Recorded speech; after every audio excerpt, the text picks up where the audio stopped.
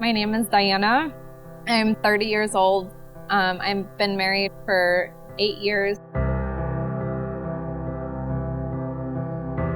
I've always wanted to be a dad, a good husband, have a great family. It's always been like my #1 priority in life.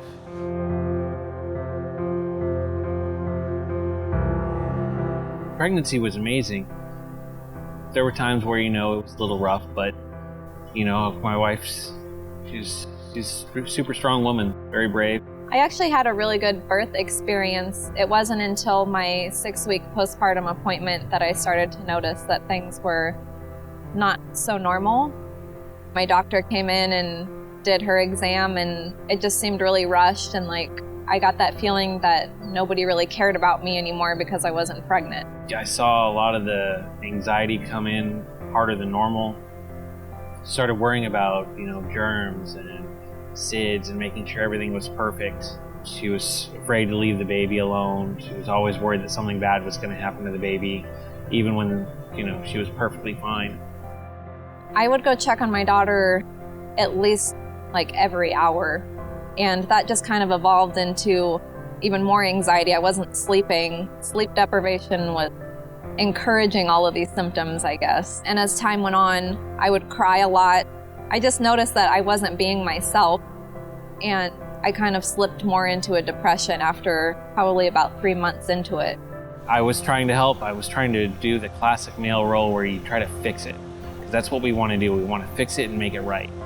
And it was the exact opposite thing that I needed to do. It's not just I need you to do this.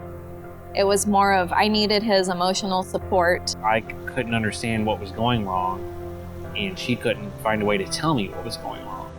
At least not though I could find a way to understand at first. So it was actually very difficult. You can't just go up to somebody and tell them, I'm feeling suicidal, or, I'm having intrusive thought. That stuff is very hard to say. And I did have some intrusive thought. That was scary for me. And, I stepped back after I calmed down, and I'm wondering, why am I thinking those things? What kind of monster am I?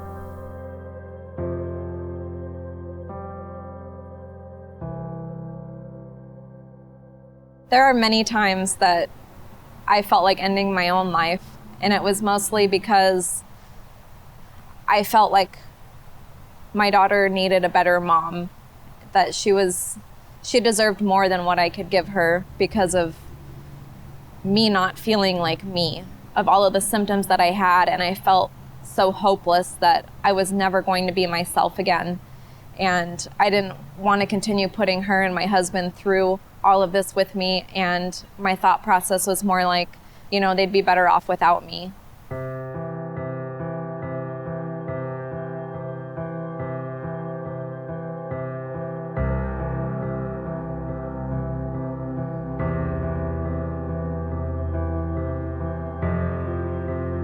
There was a support group at the hospital that I gave birth at. So I went one night, and I was greeted by a room full of other women. I felt very comfortable, and I was able to kind of share my story, and listening to other women talk about their experiences gave me a sense of relief, knowing that I wasn't the only one that has thought that way or felt those things. And not that it's normal to feel those things, but it is very common. I went to the support group for a little over a year, and I did try to go to a couple of different therapists. I kept trying to find different people that fit my personality, if that makes sense. And once I did find the right therapist, I remember driving home crying because I finally felt hope. I knew that I could finally be happy again. And I just remember looking out my window and noticing how beautiful grass was.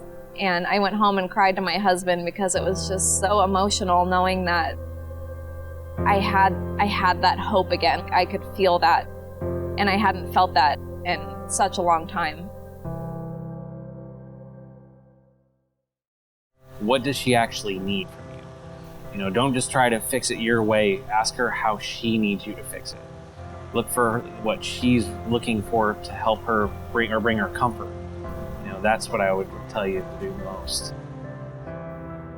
I think like the most important thing that I needed and that I would tell other women is that it's going to be okay. Like, there is hope, and there are people out there that understand and will help get you through this. And it's not easy, but it's possible. Don't give up, like, keep fighting.